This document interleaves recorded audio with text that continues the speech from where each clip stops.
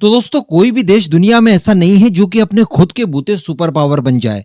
Ultimately दुनिया के दूसरे देशों का सहयोग लेकर, उन्हें सहयोग देकर, लालच देकर या किसी भी तरह से आप अपना काम जिस दिन निकालना पूरी तरह से सीख जाएंगे और दुनिया को अपने ऊपर निर्भर कर लेंगे, उसके बाद आपको सुपर पावर बनने से कोई नहीं रोक सकता। एक बार थोड़ा सा लॉजिक लगाकर देखिए कि अगर दुनिया के अधिकांश देश डॉलर का इस्तेमाल करना छोड़ दे और मिलिट्री के क्षेत्र में नेटो अमेरिका को सपोर्ट करना बंद कर दे, तो क्या अमेरिका आज सुपर पावर बना रहेगा? बिल्कुल भी नहीं। कहने का मतलब दूसरे देशों को आपको साथ में लाना ही होगा, आपको अपना इन्फ्लुएंस बढ़ाना होगा। और दोस्तों इसी तरह का एक खेल चाइना ने भी किया। आज चाइना हमें जो कुछ भी दिखाई देता है, इसके पीछे का श्रेय चाइना की बहुत ज्यादा मेहनत को तो जाते ही जाता है, लेकिन इसी के साथ साथ उसने दूसरे कई सारे महत्वपूर्ण देशों को भी अपने साथ लिया, अपने साथ जोड़ा और आज इस मुकाम पर पहुंच चुका है कि उसका कोई बाल बांका करने से पहले 100 बार सोचता है। तो यार ये पोटेंशियल तो हमारे अंदर भी है, हम भी क्यों ना ऐसा कर लें? क्योंकि सारी क्वालिटी किसी एक देश के अंदर नहीं हो सकती। आप किसी एक देश को अपने साथ जोड़कर सभी मामलों में संपन्न नहीं हो सकते। किसी के पास तेल है, किसी के पास सेमीकंडक्टर है, किसी के पास अच्छी मार्केट है, तो किसी के पास अच्छी इकोनॉमी है। इन सभी का जब आप तालमेल बैठाएंगे, उसके बाद जाकर कहीं आप उस मुकाम तक पहुंच पाएंगे जहां पर अमेरिका या फिर चाइना इस समय मौजूद है। अब इसीलिए दोस्तों बताया ये जा रहा है कि भारत सरकार की तरफ से 12 देशों को चयनित किया गया है और ये 12 देश बहुत ज्यादा इंपॉर्टेंट है। और इस समय की अगर बात की जाए तो इन 12 देशों में से गिने चुने एक आध देश ही ऐसा आपको मिलेगा जो कि चाइना के साथ स्ट्रैटेजिकली अच्छा थोड़ा सा रिलेशन रखता है।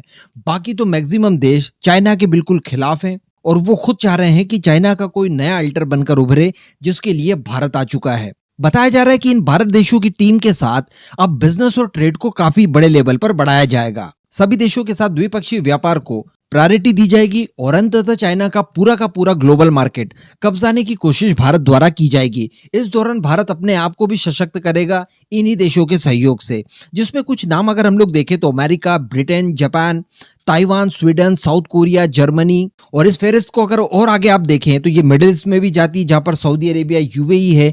इसके अलावा रशिया जाती है, इजराइल जाती है। तो अल्टीमेटली काफी बड़े दुनिया के भूभाग पर ये 12 देश मौजूद हैं और ये सभी देश अपने आप में कोई ना कोई गुण रखते हैं, जिन सभी के साथ अब कॉर्पोरेशन भारत बिठाने जा रहा है। दरअसल भारत सरकार की तरफ से कॉमर्स एंड इंडस्ट्री मिनिस्ट्री ने बिजनेस और इन्वेस्टमेंट को बढ़ावा देने के लिए एक डिटेल प्लान बनाया है, जिनमें इन 12 देशों की लिस्ट तैयार की गई है, जिन्हें बताया जा रहा है कि भारत प्रायोरिटी देगा बिजनेस करने के लिए। और ये भी बताया जा रहा है कि इस लिस्ट को तैयार करने के लिए commerce department for promotional of industries and international trade, इसके अलावा भारतीय दूतावास और इन्वेस्ट इंडिया के कुछ अधिकारी शामिल थे। इनकी एक टीम ने 12 देशों को चयनित किया जिनके साथ भारत बिजनेस करने में प्रायोरिटी दिखाएगा। वैसे मैं आपको बता दूं कि ये लिस्ट और ज्यादा आगे जाने वाली है और कुल 20 देशों को, जो कि भारत के लिए काफी ज्यादा इंपॉर्टेंट साबित हो सकते हैं, उन्हें अपने साथ जोड़ा जाएगा। लेकिन फिलहाल 12 देशों को चयनित कर लिया गया है और इनके साथ अब मिलकर काम किया जाएगा। इसके साथ साथ ये भी बताया जा रहा है कि ये जो लिस्ट तैयार की गई है,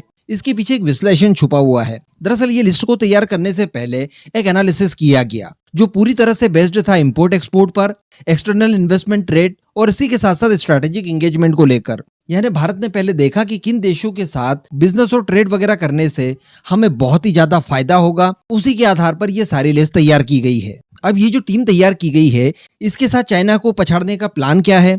तो बताया जा रहा है कि यहाँ पर हमारी कॉमर्स एंड इंडस्ट्री मिनिस्ट्री कई सारे रोड शो आयोजित करेगी। जी हाँ, इन 12 देशों में जाएगी और यहाँ पर इन्वेस्टमेंट को लेकर, ट्रेड को लेकर और इसके साथ साथ कई अन्य प्रमोशनल प्रोग्राम्स को लेकर इवेंट्स करने जा रही है और यहाँ के सभी व्यापारियों को अपने साथ जोड़ने की प्लानिंग की जा रही है। इसके साथ साथ भारत वर्ल्ड लेवल पर ट्रेड फेयर्स भी आयोजित करने जा रहा है, जिनमें इन 12 देशों को ज्यादा बड़ी हिस्सेदारी दी जाएगी। इसी के साथ साथ मैन्युफैक्चरिंग के सेक्टर में भारत चाइना को कम्पीट करने की कोशिश ऑलरेडी कर रहा है। तो इस तरह की उम्मीदें जताई जा रही है कि इन देशों का साथ मिलने के बाद भारत एक बड़ा चाइना का विकल्प बनके दुनिया के सामने आ पाएगा और इसी माध्यम से चाइना को फाइनली रिप्लेस भी कर दिया जाएगा। इसी बीच एक और बड़ी खबर निकल कर आ रही है और वो जुड़ी हुई है चाइना की इकोनॉमी संबंधित। बताया जा रहा है कि चाइना के अंदर इकोनॉमिक स्थिति इस समय काफी ज्यादा गड़बड़ हो चुकी है और उसमें काफी ज्यादा गिरावट देखने के लिए मिली है। इसी के साथ साथ भारतीय रुपये ने चाइना के युआन की तुलना में काफी ज्यादा बढ़त हासिल की है और पिछले 3 महीने की अगर बात की जाए तो भारतीय रुपये ने युआन के मुकाबले 6% की वृद्धि भी की है। तो अल्टीमेटली हमारी इकोनॉमी भी शानदार चल रही है और इसी के साथ साथ रुपये का जो प्रदर्शन है वो भी काफी सटीक चल रहा है। तो इस दौरान जो भी चाइना से हम लोग फिलहाल के लिए इंपोर्ट कर रहे हैं, उसमें भी काफी राहत मिलेगी और काफी सस्ते दरों पर जरूरत की चीजों को इंपोर्ट किया जा सकेगा।